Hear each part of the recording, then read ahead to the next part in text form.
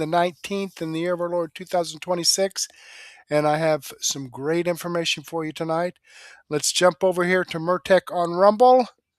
This is my Rumble channel. There's the video we're going over tonight, episode 1953. Let's jump into this and close out the live chat. Slide down here and click the show more button to expand out the description box. We have information from Dan Bongino, Benny Johnson, Bongino Report, and Wendy Bell Radio. But before we get into that, I do need to give some shout outs to Patty Lou 1952, just started following my channel. Farron121 just started following my channel. A Jet Kumar 711 just started following my channel. Forensic 1950 just started following my channel. D Roed 12K just started following my channel. Worried Sick 247 just started following my channel. Sassy Girl 619 just started following my channel. Sunset Sam 7 just started following my channel. Stay 05 Frosty just started following my channel. So thank you very much, folks, for following me. I greatly appreciate that. I hope you're tuned in, and I hope you enjoy the content. All right, Tiff833 reposted my daily news wrap-up from 2/19. Okay, thank you very much. Fava1940 commented on my daily news wrap-up from 2/19. And Debbie BS reposted my episode 1952. I'm wondering why those came up from back in February. Two different people. Amazing. All right, Debbie BS also commented on my extra 735A, 735B, and 735C. So thank you very much, folks, for reposting my videos and your comments. I greatly enjoy reading your feedback, and I certainly appreciate your support. So let me give this a thumbs up. All right, let's jump up here and see what Dan Bongino has to say. It happened again, episode 2538. Let's check it out, see what he has to say. All right, fellas, let's go. Sorry for the long opening, but it's Friday. You know, I like the show to be a little bit lighter on Friday, but still informative. I'm never going to waste your time. You know, I'm not that Ben Bankus guy. I'm not a comedian. I'm not Dave Chappelle. But it is Friday in the summer, and we enjoy having you here, so I want to always leave you on a good note. But it did happen again yesterday. Let's get the hard stuff out of the way. Obama opened this god-awful looking presidential library in Chicago. Library looks horrendous. I am not an architecture judge. I'm not. When the first day I walked into the Hoover building at the FBI, you know, I'm familiar with obviously the building and the iconic photos, but when you see it up close and personal and the brutalist, ugly architecture and the exposed rebar, I'm like, can we get the hell out of this building? That's why we're moving down the block. The Obama library, they must have looked at the Hoover building and all its ugliness and been like, yeah, we need more of that. It is just an ugly building. Dan, you just don't like Obama. Of course I don't like him. It's not personal. I protected the guy. I just don't like what he did to the country. The building is just ugly, folks. Even Democrats are like, it's pretty ugly. So this event totally sums up the left. There are two kinds of Democrats out there right now, and only two. You have your shells, whether it's because of some cognitive disorder, whether it's because they're just dumb, like the AOC types, or they just don't read the news. They subscribe to all of these cancerous policies, defund the police, open border. There's the bill. Gosh, is this thing? Look at this thing. This is one of the ugliest buildings I have ever seen. It is just, what is that, a garbage can? I saw some video where like someone did a little meme like Oscar the Grouch jumping out of the top. Like, what the hell is going on with this thing? There are only two types of Democrats. You got your shells and you got your frauds, okay? That's it. There is no third type of Democrat. This event sums it up because we saw them both, okay? Let's put up Biden first. Why do you keep trotting this guy out? Folks, I really dislike what Joe Biden did to the country, obviously. But it's at the point now where this is like a contemplation for cruel this obviously cognitively impaired man out into the public space. It's embarrassing. You're not helping him. You're not helping your party. So at the end of the ceremony at the garbage can opening yesterday, Biden's on stage and amazingly gets lost again, despite 1,000 people telling him where to go. And you'll see at the end of this, he takes off his glasses. He's like, where's my granddaughter? I don't know. Maybe backstage. Maybe stop standing on the stage looking puzzled. This is what a shell, example number one, looks like. The guy wasn't smart enough to realize the stupidity of socialism because he's losing it. Check this out.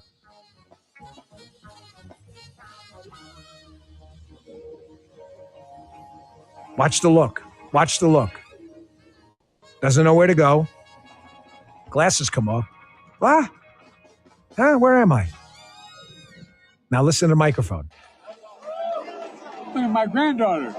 Where's my granddaughter? I don't know, brother. I don't know where your granddaughter is. Ask the Secret Service detail.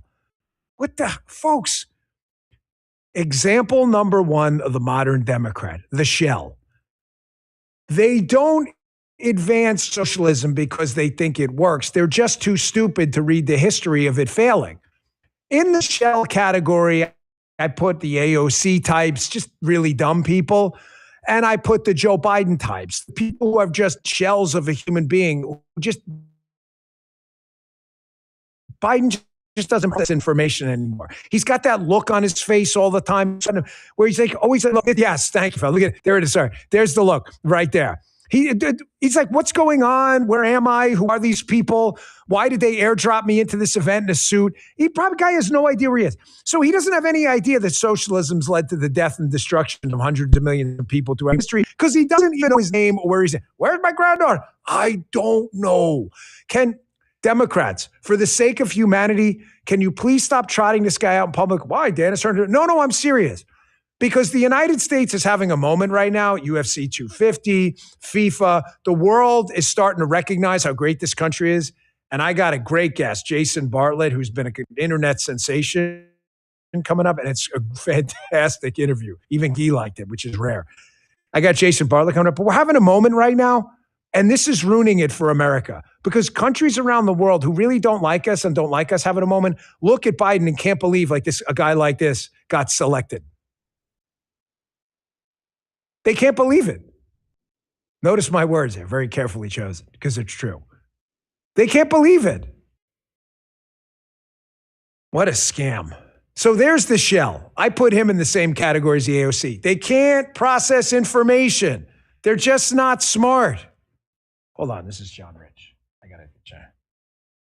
Hey, John, can I call you right back? I'm doing the show live, but I got an important question to ask you. All right, thanks, buddy. That was really John Rich. You'll see why it's important. Now you have to stay tuned for the end of the show, and you'll see why John Rich calling me back is really important. You have to stay tuned for the interview. I promise this will make perfect sense. It's okay? We should have just had the conversation on the air. I don't want to put him, right? I just didn't want to put him on the spot. No, you'll see why. Countries around the world see this, and they can't believe the United States was led by this goofball. Now, yesterday at the event, you saw the second type of modern Democrat. The second type of modern Democrat is the fraud. This is the individuals like the Mamdamis, the Elizabeth Warrens, the Valerie Jarretts. Why am I bringing up Valerie Jarrett? You'll see in a minute. Who knows socialism is destructive, is deadly, causes famines, torture, all of that shit. All of the really bad, tragic events in human history have been caused by some type of collectivist government effort, tyrannical rule, whatever it may be. And they're just frauds. They just like socialism because they're the limousine socialists that benefit from the organized, collective, unified power component. They benefit from it. That's the only reason. They're frauds. Here's what I mean. Here's Valerie Jarrett yesterday speaking at the opening of the garbage can in Chicago. And Valerie Jarrett, who you remember sadly from the Obama days, here she is with a land acknowledgement. A land acknowledgement? You just shit all over everyone and built this thing in a park on everybody else's land. And now you're like rubbing it in. This was land that used to be owned by, and she mentions a couple of Indian tribes. So just knock the place down and give it back. Holy Moses, man, how hard is this? You're acknowledging the land that you guys just built on, that nobody wanted you around, and you built a garbage can on it? This is unbelievable. This is such a kick in the balls. You could just give it back, sister. Just give it back. Here she is. Here's the fraud component of the Democrat Party. Check this out. I'd also like to take a moment to recognize the original inhabitants of the land upon which we are gathered today. We honor the Anishinaabe, the Council of Three Fires, the Ojibwe, the Odawa, and the Potawatomi nations. Folks in the Ojibwe, get a petition together. I'm not kidding. I am as serious as a stroke. Ojibwe tribe members, get a petition together. And they just acknowledge it's your land. This is the Five Fires and others. She just said it. She just got to be some kind of contract there. She just said, this is your land. Go take it back. The garbage can is yours. Go forth to love and serve Ojibwe. The garbage can is yours. We heretofore declare the garbage can belongs to the Ojibwe. Take it back. Take it back, Ojibwe. Go there, get a petition together. Get the Chicago City Council, folks. The Ojibwe should have some ownership rights to the Obama Presidential Center. Do it, Ojibwe. Who said it? Radman. They cheated. They cheated. They stole it from the Ojibwe. Now, in case you're saying like, well, listen, they didn't steal it from the Ojibwe.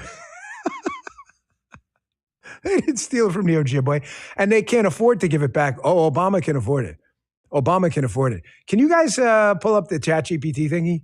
What? Just ask what Obama's net worth is. Let's see. What is Obama's net worth? What does it come up with? $100,000? $70 million? Holy Moses. Sounds like he's got a lot of dinero. I thought they hate the rich. I thought they hate millionaires and billionaires. Just give it back. Give it back. Let's give it back. Barack, you can do it. You can afford it. Give it to the Ojibwe. They deserve it. What a scam. How do you fall for this shit? Every single time. I'm serious. If you're a Democrat and you're a working man or woman out there, you're a nurse, a firefighter, you're a miner in Pennsylvania somewhere, an oil field worker, you're a roughneck out there, a wildcatter out there doing your thing. How the hell do you fall for this shit? Land acknowledgments. What a scam.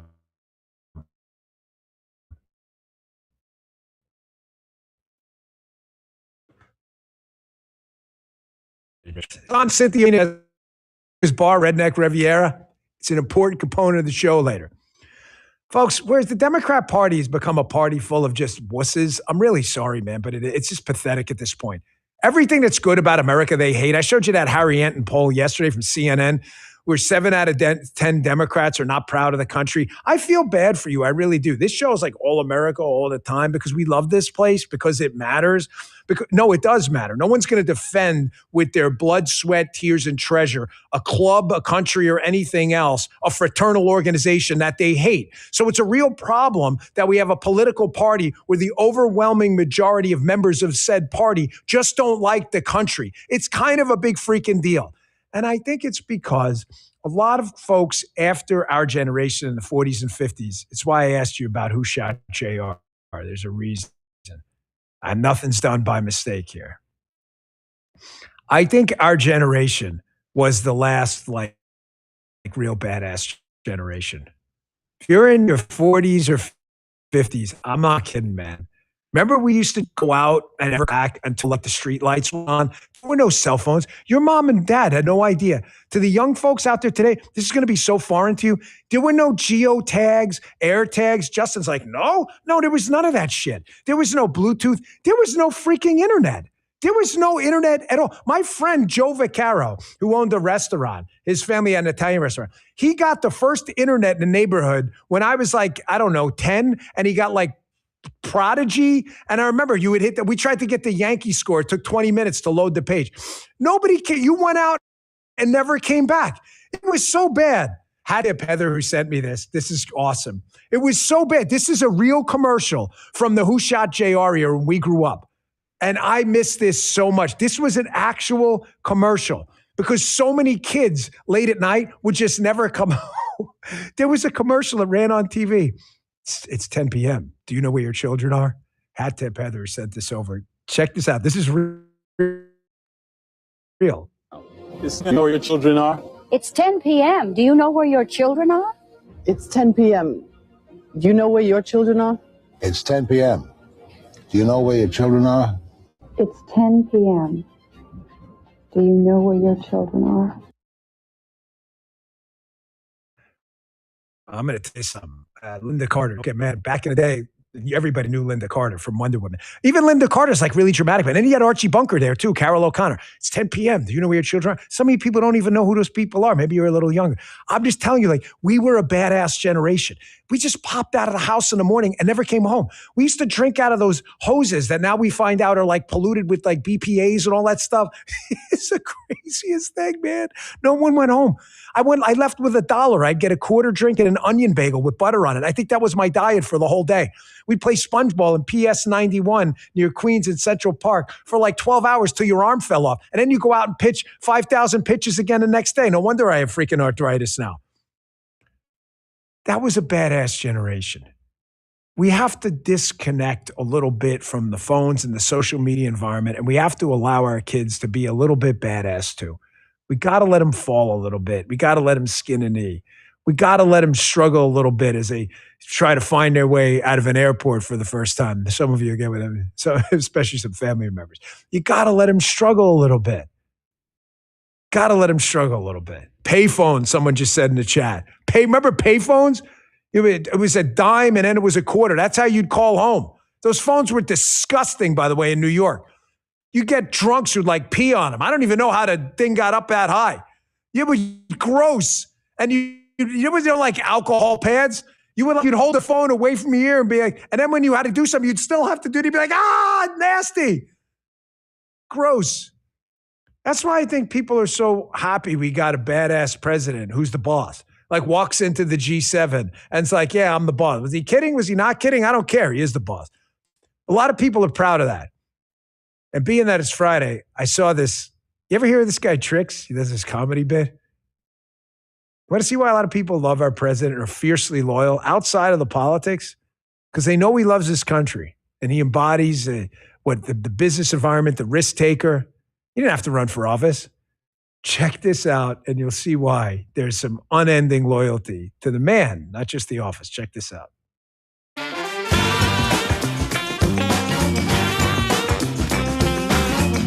Donald Trump almost got shot twice and he posed after. I don't know if you've ever been shot at, sir, but I'm pretty sure your first thought is to pose before you start running. I don't think you understand how awesome that is. If you pop a balloon in here right now, I'm leaving, okay? I'm not staying. Let's say one of you don't like me and you start to throw ice towards the stage and it grazes my ear. I am never coming back to Provo again. You paused. Someone's trying to kill you. Even the bodyguards are like, we gotta go. He's like, no. Motley's in the chat. Motley's in the chat. It's your show too. That is some funny shit. Trix, I don't know you. That's freaking hilarious. Because it's true. The guy gets shot in the head. By the way, he's not even sure. No one told him like, hey, threats neutralized, sir, pose. Oh man, this chat's now, that's a fiery chat today. Now I can't even see it anymore. Chat is just tearing it up. I can't even. Nobody told him. He could have been shot again. And he's like, I'm not going anywhere. And so if you ever get a chance one day to interview, you have a show, whatever, Sean Curran, who's in the picture, Secret Service director, the president basically told him, all he said was, I'm getting my shoe. And I'm like, I'm not going yet. They wanted him to like crawl off the stage. He wasn't going to do it. He was like, you try to shoot me, motherfucker. I'm not dying. I'm not getting dead today because he's the boss. Because he's the boss. All right, I'm going to go ahead and pause that there and move on. Let me click on the Rumble link here and show you that this video does come from Dan Bongino. It's the video I shared with you. I've given him a thumbs up. I hope you do the same thing for me. All right, let's jump back here. We got a lot of good chatting going on, folks. Join in. Don't miss out on that. All right, let's slide down here. and see what Benny Johnson has to say about illegal alien Obama led into the America just tried to kill Trump in terror attack on White House UFC. Okay, well, yeah, pretty amazing. Another illegal alien causing havoc here in the United States, and the Democrats want to protect him. Amazing. I feel like we don't talk about this enough. This is the combined violence rates by political party affiliation. They tracked the party affiliation to the criminals who were engaging in violent activity, and 858 is too much for Republicans as far as I'm concerned. But you can see here that at 22,000 violent crimes, Democrats are far and away the most violent people in our country. That is a matter of fact. Since 1975, 1,000 violent political left-wing attacks and 300 right-wing attacks. These are attacks that led to death. And that's what could have happened at the White House. The ringleader behind the White House UFC plot, you wouldn't believe it, is a dreamer. Somebody who was allowed to stay in the country, Barack Obama, who promised us that dreamers are the best people. John Cornyn was somebody who'd cut ads in order to make sure that dreamers could fast track to American citizenship. They're such great people. Look, there you go. There's his mugshot. This is Abraham Alvarez, one of 5 people who are alleged co-conspirators, drone attack targeting UFC event. So here's what they're going to do. The UFC event is obviously this big outdoor White House event right here. So here's what's going to happen. Because everybody's outdoors, and because Marco Rubio was there, J.D. Vance was there, Donald Trump was there, Dana White, a ton of celebrities, they were going to fly drones into the surrounding buildings and blow up the building. You're going to see big crashes and smashes and explosions. People were going to run away. They had not only the fans here at the White House, but they had tens of thousands, hundreds of thousands of fans across the street at the Ellipse. As people ran away, they were going to mow them down with semi-automatic firearms. And that was the plot. And he would have been able to kill a lot of people. There were a lot of people gathered here. Something, of course, to be taken under advisement for any major sporting event. But something that features Trump is going to get the dreamers dreaming of mass murder, which is exactly what happened.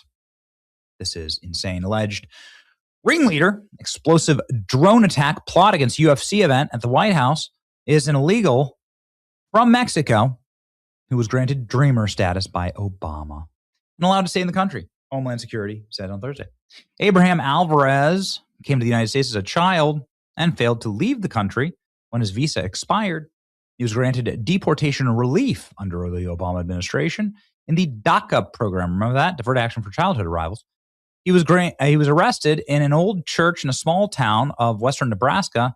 He intended to use as a safe zone for himself and his co-conspirators who were going to kill President Trump. Alvarez was one of 5 co-conspirators in the scheme to kill Trump and other government officials at the combat sports spectacle UFC fight at the White House. And this was supposed to happen in front of fans. The plotters who were arrested in Ohio, Missouri, California, were trying to attack the UFC event with a team of snipers. Outlet that Alvarez was responsible for planning, organizing, and directing the coordinated attack, which was thwarted by the FBI. The illegal alien from Mexico should have never been allowed in the country. He was allowed to stay in the country because of Barack Obama and a bunch of left-wing white liberal ladies who didn't want to be racist so they can have Mexicans killing our president. That's how we're not racist. Keep guys, scumbags like this. Here we go. Alleged ringleader, illegal Mexican alien. Goodness. The United States of America, following statement. The Federal Bureau of Investigation, Abraham Alvarez, illegal alien in Omaha, Nebraska, for his involvement to carry out a mass attack on the White House. The Department of Justice, federal charges, 5 suspects, including Alvarez, who went by the alias Shepard, and the FBI assessed that Alvarez was responsible for planning and organizing. Alvarez and his co-conspirators were charged with conspiracy to commit murder, conspiracy to commit violence on White House grounds. There you go. Just look at that. To a Fox News alert, DHS confirming the suspected ringleader accused in a plot to carry out a mass casualty attack at the UFC event at the White House on Sunday is an illegal immigrant. Classic. Mark Meredith is live outside the White House with more. Hey, Mark. Brian Ainsley and Charlie, good morning, friends. The federal investigation into Sunday's alleged terror plot on the UFC's South Lawn event remains ongoing. Investigators looking into how this transpired, what was planned, as well as believing that many as 20 people may have been involved. Our colleagues over at Fox News report the alleged ringleader of this incident, Abraham Alvarez, was in the country illegally from Mexico. Ooh. You know, every story like this, every Henry Novak story, every beheading in the UK, every rape gang inquiry report leads the Western man towards the inexorable truth that there are some cultures that are incompatible with our nations, and we should be extremely choosy as to who we let in and who we allow to stay. And that is a matter of fact. It has been a matter of fact throughout all nations. Okay, I'm sorry. I just found that funny that there are some cultures that are incompatible with how we live here in the United States. I don't believe that flying explosive drones into a crowded event to cause people to scatter, to sniper shoot them and kill them, commit mass murder. I don't know that there's a culture anywhere in the world that actually accepts that. I'm sorry, I just had to throw that in there. I thought that was so weird the way he put that. The cultures that don't fit into the United States. I don't know of a culture that would accept any of that, but let him go on. For all time, and also it is a matter of biblical reality. The Bible is not for open borders.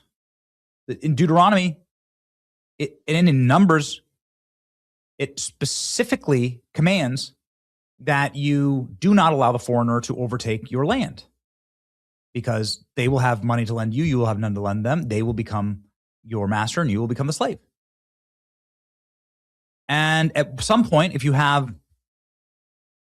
these ass-eating grin Mexicans who were granted to stay here by Obama trying to kill our president, then perhaps it's time for us to, well, rethink the reality that something like 70% of all Mexicans live in America. That was the statistics that I saw the other day. Like, well, how are you supposed to run a country like that? And then they send remittances back to Mexico. Well, that just means that Mexico just means we should like go and conquer Mexico. Now that's a totally separate conversation, because we already did conquer Mexico once. We already invaded Mexico. It's called the Mexican-American War, and we were able to march like right down and station Marines in Mexico City. We already took over Mexico. Should we just return? It's a good question here. The era of letting foreigners who hate America into our country, like this illegal alien, is over. Another Democrat superhero. FBI arrested. DHS announced this morning that the alleged ringleader UFC terror plot is an illegal alien. This is who Democrats are protecting when they call to abolish ICE. Illegal from Mexico. Put together a terror plot to kill our president. This garbage should have never been in the country. This is the face of the president's DACA children. Mexican alien plotted murder. Stop importing murderers. Maybe just stop importing people, period. Maybe we should just chill out and don't let any dreamers. I mean, they were dreaming, right? Dreaming of blowing up the White House. Real shocker. Dreamer terrorist. Just another reason to end DACA now. Deportation tracker. Thankfully, we have deported more people. Go. Deported. Deportations by month. Increasing. Thank you. Very good.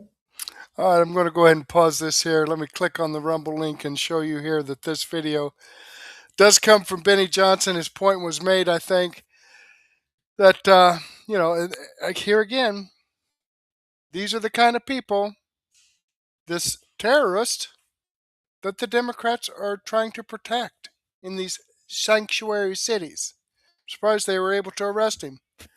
All right. It's a video I shared with you. I've given him a thumbs up. I hope you do the same thing for me. let's jump back here. All righty. Slide down here and share the information here from Bongino report with Vance.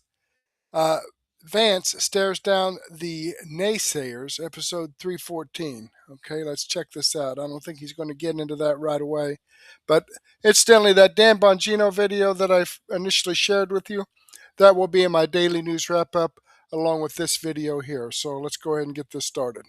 Okay, I want to start with breaking news this morning. Tulsi Gabbard is done as the Director of National Intelligence. Yesterday was her last day. She's out. Remember, Tulsi Gabbard has to leave because she has to attend to her husband's cancer, which of course will dominate her time going forward. Our prayers continue to be with them as they go through this fight. Man, I have utter contempt, as you would, for cancer. Cancer is so destructive. How many of us have either lost someone or have somebody really going through a fight with it? It's just the toughest thing. And God bless her as she and her husband deal with this conflict, this latest fight for them. Now, having said that, she's leaving, but not without one more deliverable. Last night, Tulsi Gabbard revealed a bunch of classified information involving COVID, Anthony Fauci, the cover-up, and I'm going to get into the details of this, Javier Becerra, the current frontrunner for governor in California, his role in covering up Anthony Fauci's lies. Let's first take a look at the outgoing Director of National Intelligence, Tulsi Gabbard. Watch.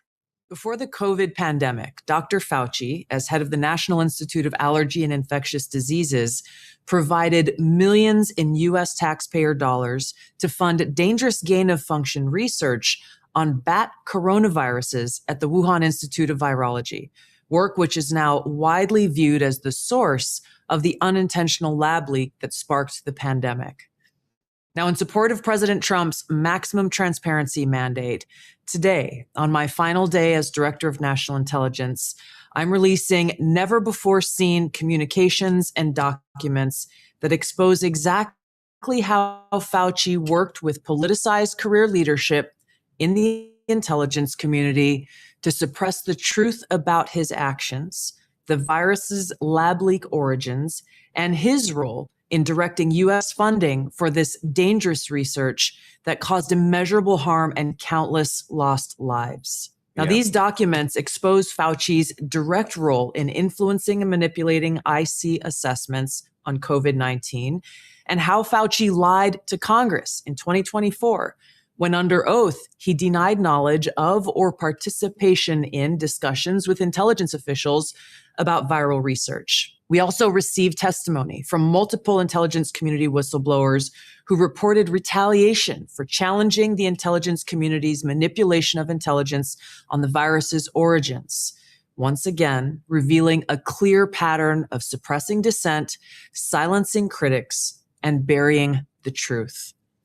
Dr. Fauci's close relationships with the intelligence community enabled him to assume three key roles that shield him from scrutiny.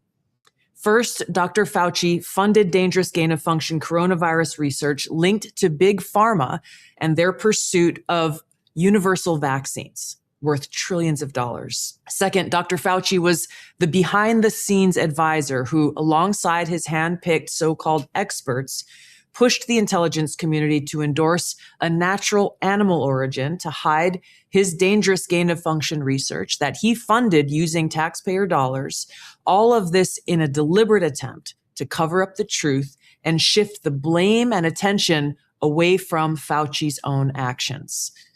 Third, Dr. Fauci became the nation's pandemic pundit, and he publicly pushed lies, disinformation, and censorship using every platform available. Okay, thank you. Perfect. Now, according to hundreds of reviewed emails, which are included in this release, Josh, the intelligence community almost always... Thank you very much. Now, the video does continue. Lots of good information here.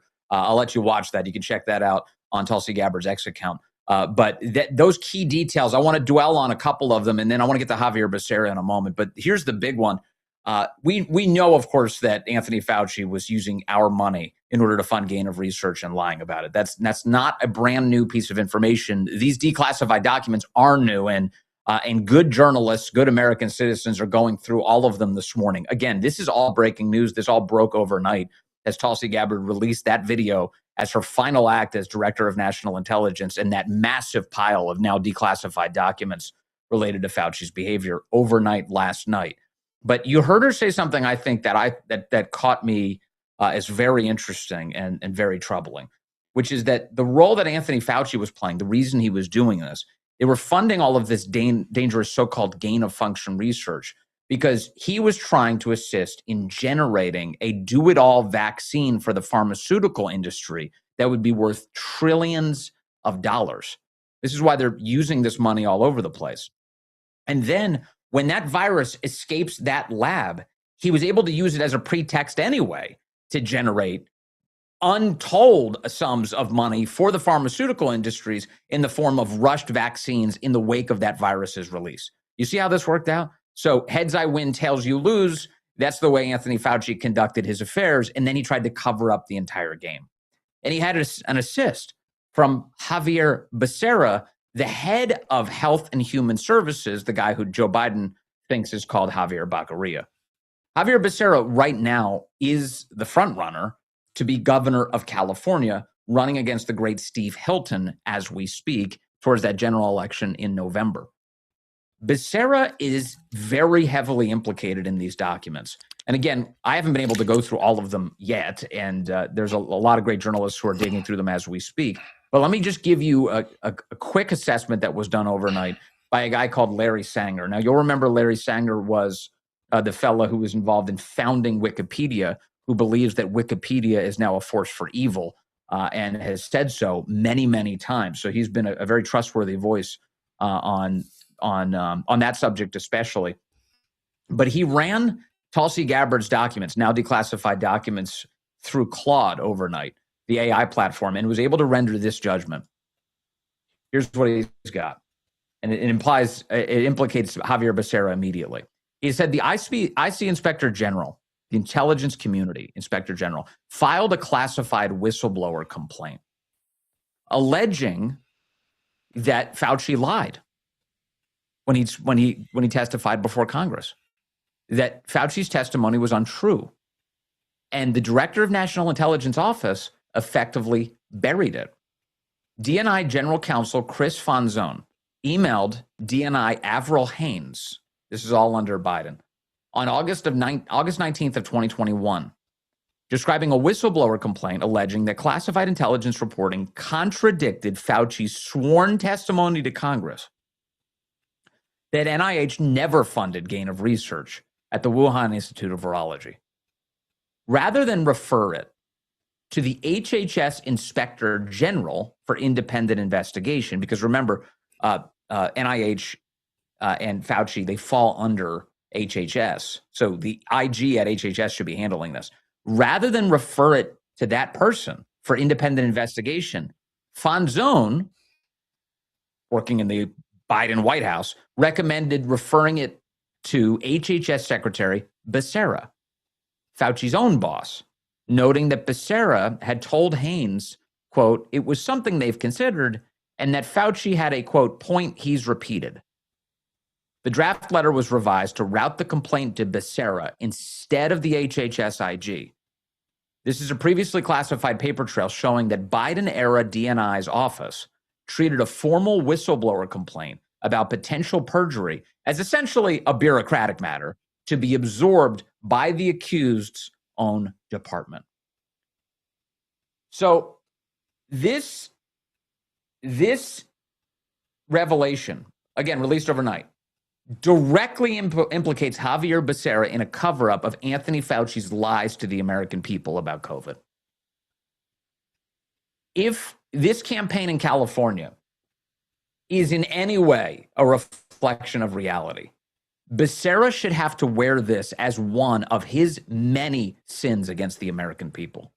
Remember, Becerra was a guy who was in charge of HHS, and he was importing children by the tens of thousands and then losing them into the United States of America. He was a part of a horrific human trafficking operation.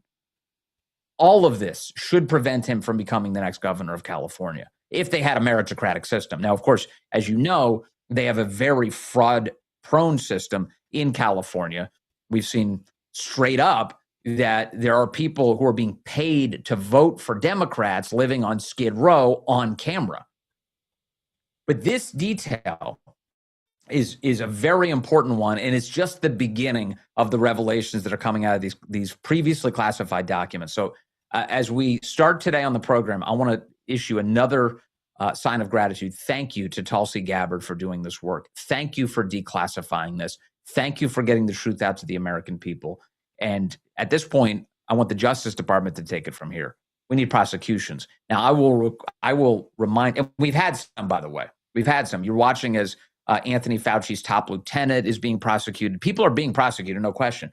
Fauci himself, at the moment, is, he's pardoned. Remember, Biden gave him a blanket pardon on the way out the door. But that, I believe, is a matter of utter dispute because it was the auto pen that pardoned Anthony Fauci. And I am still waiting for somebody to take this case before the court and to test whether or not a robot can issue a pardon, because I'm pretty sure that's not what the founders had in mind. So let's put it to the test. That's the update there. By the way, speaking of Skid Row. All right, I'm going to pause that there. And yeah, that's a good way to put that. Yeah, I don't think the Constitution allows for a robot to issue a pardon, but, it doesn't specify in the Constitution that a pardon has to contain a signature. It just says that the president can issue pardons. And, who's to say? Biden might have said that sometime in his sleep. Okay? So all they got to do is say that he said it. That doesn't have to have a formal signed document. Okay? That's just a formality. And it's the same thing with declassifying documentation or anything. There's no formal document that has to be signed. It just has to be said or even thought. Okay, that it's not very specific on issuing pardons and declassifying information. Just says that they can do it. All right, let me click on the Rumble link here and show you that this video does start today on the program. I want to issue another. Does come from Bongino Report. This is Vince. I've given him a thumbs up. I hope you do the same thing for me. All right, let's jump back here. And man, look at the chats going. Viper Senior and GP Wolco 01. They're kicking butt. I'm telling you that. All right, let's see what Wendy Bell has to say now. Okay, I mentioned this last night with the technical stuff. Let me jump over here. Okay. And right here. There's Wendy Bell right there. She's got the same video up twice, and it's an hour and 27 minutes. Well, okay, she does a 3-hour video. So they were going live on Rumble, and it just blanked out on them. It's done that to me before. Okay? And then Brock said he was going to try to upload it because he was recording it. Well, I guess he did, but it's still... This one's 1 hour, 27 minutes, and 7 seconds. This one's 1 hour, 27 minutes, and 32 seconds, okay? All right, so Wendy Bell. She does go on X too, so we're going over to X. Right there. Oh, man, give me a break. Give me a break. I got to sign in. You know what? I don't know that I know my password, but what I'm going to do, I'm going to go, let me come back here, and during the break between the time I end this video and start my daily news wrap up, I will play the X version of Wendy Bell so you can see the whole thing, but and I'll sign in on X there. But let's jump over here and get her started. I'll have to. He's also, we're told, it's just number. All right. testosterone level. Coping with men. She's doing a commercial Gaslighting. Right. .com podcast. United States of America. Here we go. And to the republic Sorry for about which the it confusion, stands, folks. one nation under God, indivisible, with liberty and justice for all. Amen. You know, it's interesting. At some point in this whole exercise that you and I are told is democracy, Democrats run out of other people's money, and there are no more fake voters to use to pretend that there are people still voting for you. These two things have a limited lifespan. You can only spend money until the money is gone. You can only demonize rich people as much as you can before they move away. You can only beat the same drum, take swings at the same broken piñata for so long, and then the jig is up. Similarly, with voting, with math, with everything, you can only pretend you're doing stuff for the right amount of people and hide your voter rolls, hide your welfare rolls, hide everything about what you're doing, especially in your sanctuary cities. And then ultimately one day your chickens come home to roost because the numbers are that ridiculous. I think we're there. And I was basically teed up on this thought just about, I don't know, half an hour ago. I was scrolling through Twitter and I stumbled upon a Lawrence O'Donnell MSNBC clip as he's sitting down with Chuck Schumer. Larry, oh Larry. Well, it's what Chuck said. There's a lot of talk about this Save America Act. And the reason why Republicans don't want to pass it is simple. Because they need to cheat too, apparently, to stay in office. Or the Democrats are their money train. And they basically are in a situation where they have to do what the Democrats say, even though the Republicans control the Senate. This is what was said.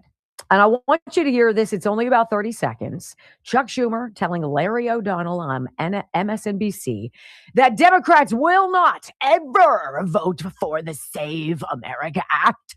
It is a threat to democracy, after all, if you force people to prove who they are in order to cast a vote. Ain't that rich? Here's Chuck. This is this horrible thing, the SAVE Act, one of the worst, most anti-election democracy things that's ever been proposed. They say it's all about ID, voter ID. It's not. They will remove 25 million people off the rolls. Why? Because they'll require under this act, which is not going to pass, and we're not going to let it pass. We've defeated in court. I was a lead plaintiff in the decision to do that. We've refused to give them the votes that they would want for this. We never will. We never will? Did you hear it, though? Did you hear the part that I heard? Because I heard it loud and clear. And if you're kind of paying attention, you might not have heard it. So we're going to make it easy for you. This is what he said. This is the secret that the Democrat Party doesn't want anybody to know. They will remove 25 million people off the rolls. Wait a minute. What do you mean they're going to remove 25 million people off the rolls? Why, Chuck? Why ever would a law which forces in paper through the process of lawmaking, bill passing, and presidential signature, validating it, why would that act to say you have to be a citizen of the United States and every time you cast your ballot, you got to show your ID? Why would that remove 25 million people from the voter rolls? 25 million right now. Really? This is before we've actually cast a vote in the midterms? 25 million people, according to Chuck Schumer, will be carved off of the voter rolls in these United States of America if the Save America Act is passed. Does that not tell you freaking everything? How long have these people been voting? Because we're told, no, they're not voting. But these people aren't voting. That's crazy. Maybe like 1 or 2, but like that's not a big deal. And then California's like, hey, Los Angeles, how many people want to put a ballot initiative in November the midterm elections that says we're going to allow people who are non-citizens, dreamers, DACA recipients, whatever. We're going to allow those people to vote because they're such wonderful people in our communities. I know they couldn't be bothered to go get the paperwork. They couldn't be bothered to do what all the other people who did went through the process, went through the correct process. We can't expect them to do that. California wants to codify illegals voting because they see what's coming down the pike. And if this thing, Save America Act, passes, and 25 million people who've apparently been voting in our elections, or at least registered to do so, are going to have to be peeled off of those rolls. Oh my gosh! Okay, so anybody else out there think it's completely farcical that Joe Biden got more votes, let's just say, than Barack Obama, right? You got the first black president. You've got people coming out of the woodwork. This is all the beginning of cancel culture, woke stuff happening, right? Nobody wants to be called racist. I voted for the black guy. It's time. America needs a black guy as president. I don't care that he's only served 1,440 days in the Senate before he was the shiny metal object. I need that. I got to have it. Okay, so let's just say that happened. Let's just say that 146 million registered voters were hot and bothered to get out and to vote in the 2008 election and elect Barack Obama. Then let's say the next time, right? There was a few people, a little bit of a drop off in the number of people who voted for Barack Obama, but we're told the 146 million registered voters in 2008 grew by about 7 million to 153 million. So the voter rolls, the number of people registered to vote, rose in those 4 years of Barack Obama's first to second terms by 7 million. Then there came 2016, Trump and Hillary Clinton. Well, about 4 million more voters showed up to register to vote. So 157 million. Then Joe Biden enters the scene. Joe Biden, who didn't campaign, Joe Biden, who's not bright enough to communicate and wasn't well back in the 80s when he was found out to be a plagiarizing fraud that he was, which is why he dropped out. All of a sudden now everybody wants to turn up for the almost 80-year-old guy with no plans, no policies, no campaign, no stops. As Trump is packing all of these arenas all over the country, he's going to nowheresville, and people are coming out of the freaking woodwork like he's a Morgan Wallen concert. Yes, that's what happened, ladies and gentlemen. And you know what also they told us happened? In 2016, there were 157 million registered to vote. In 2020, when Joe Biden came up, 51 million people registered to vote that election. There was a surge, an epic, cataclysmic, biblical, unbelievable, statistically impossible. 209 million people registered to vote. 51 million more than when it was Trump and Hillary. Are you kidding me? Or do you think Chuck Schumer's 25 million that he just said showed up and voted? Now, see, this is very, very interesting that all those voters, extra voters, and, you can assume, I'm not saying that it is, but you can assume that they were all people that the Democrats allowed to vote, and yet Trump still won. There is, I think, an enlightening going on here in the United States. And even some of the Democrats are saying, this is not what I want. I don't want men to go into my little girl's bathroom while she's using the restroom. I don't want that to be allowed. But the Democrats are pushing that shit.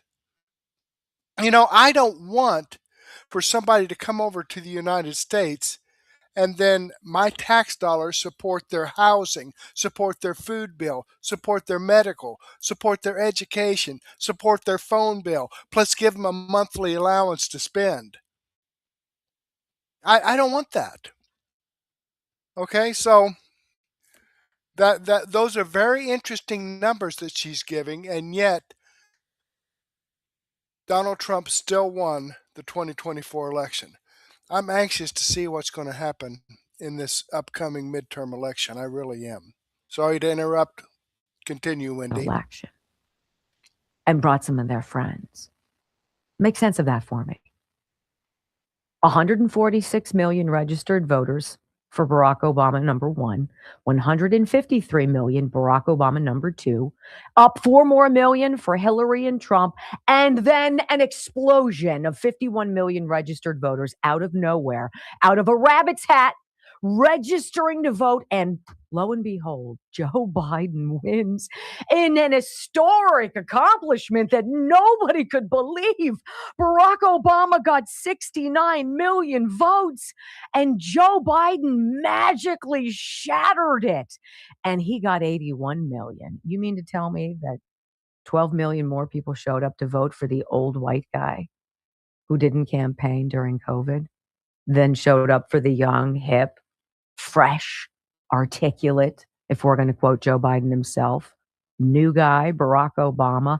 There is no way these things add up. There is no way you can tell me that we don't have voter rolls with tens of millions of people who ought not be there. Chuck Schumer just told you 25 million ought not be there now. Everything they're doing to prevent those voter rolls, to stop the Save America Act. Doesn't it all make sense? And doesn't it make sense that John Thune is dirty as stones? When we go back on the Wendy Bell radio program. Okay, so don't worry. We're not talking about too much of the UFO files today. Just one little clip. It is the surprise question that I think caught J.D. Vance a little off kilter, but his response, very interesting. Next on the Wendy Bell Radio Network. All right, let's go ahead and move this up. We're going to run over tonight, folks. I hope you don't mind. I like to keep it about an hour because, I don't know, I just don't like to. Some people have other things to do, other video channels to watch. So I like to keep it about an hour. We're going to run over because Wendy has good stuff.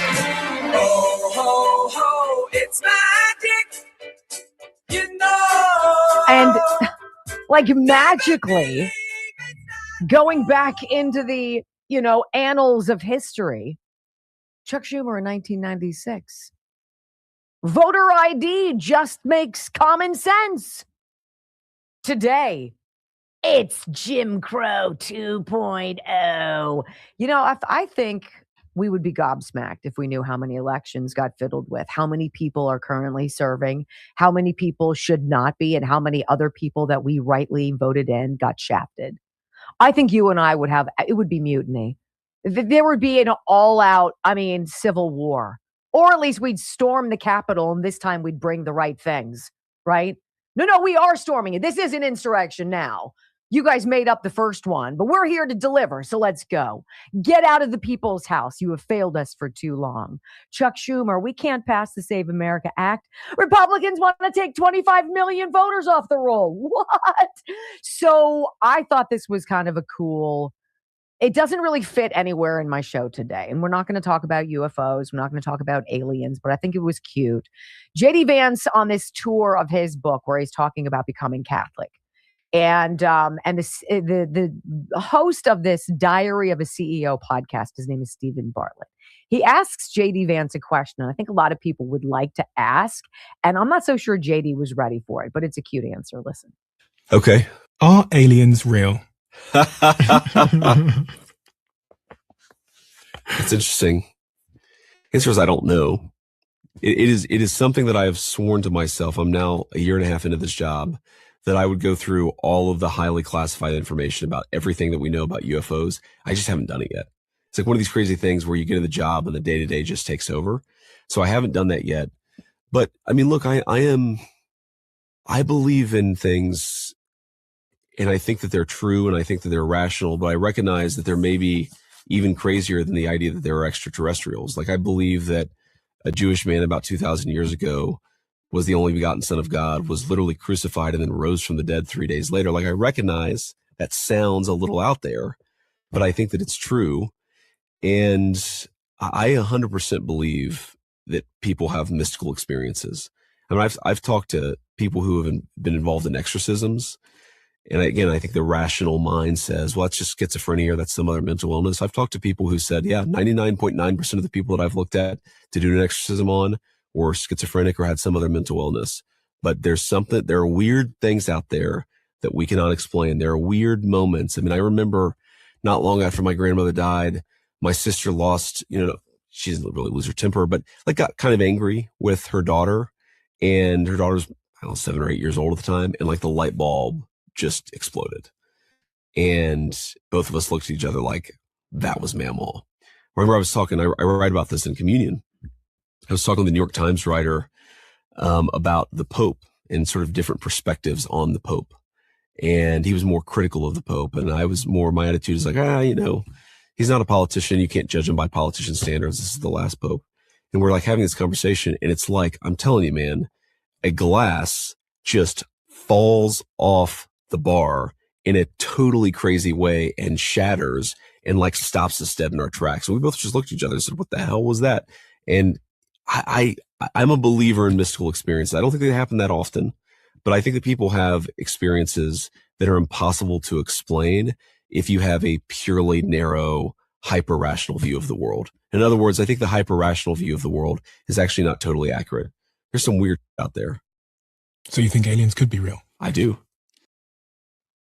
You're being, I don't know, I don't want to say you're being primed, but we're being told to keep our eyes and our options open, to not think of everything as in black and white, to perhaps be a bit malleable in some of the things that we think are truth. Because there's an awful lot that has been hidden from us. And I think it's going to be a very difficult pill to swallow. And it's going to go beyond our political boundaries.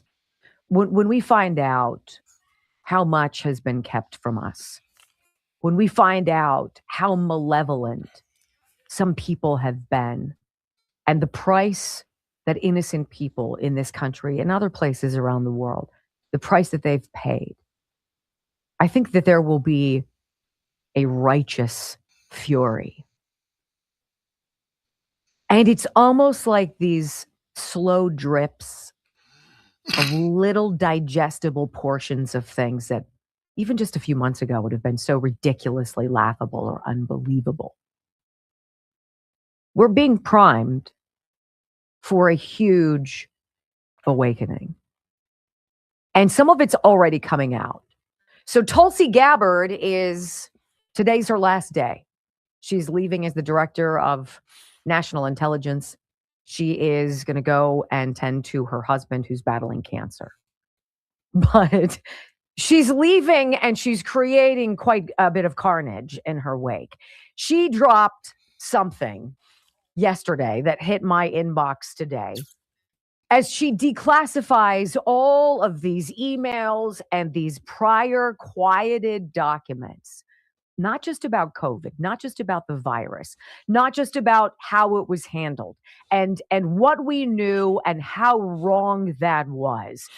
But it puts firmly Tony Fauci's face at the center of the entire thing.